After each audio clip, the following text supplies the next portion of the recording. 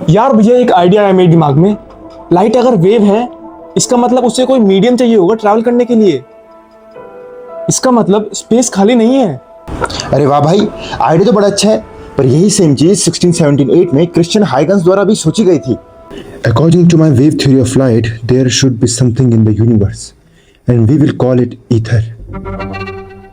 जिससे काफी बड़े बड़े साइंटिस्ट भी आगे चलकर राजी हुए।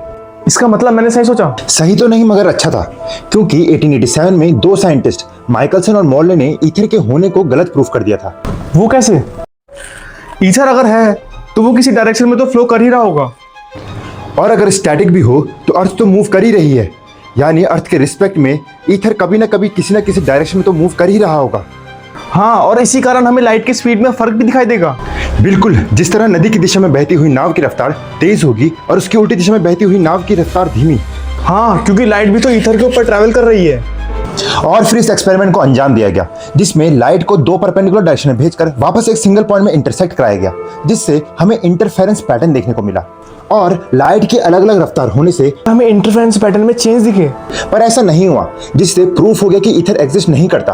और साथ ही ये भी प्रूफ हुआ कि जब ईथर ही एग्जिस्ट नहीं करता तो स्पेस में लाइट की स्पीड कांस्टेंट रहेगी।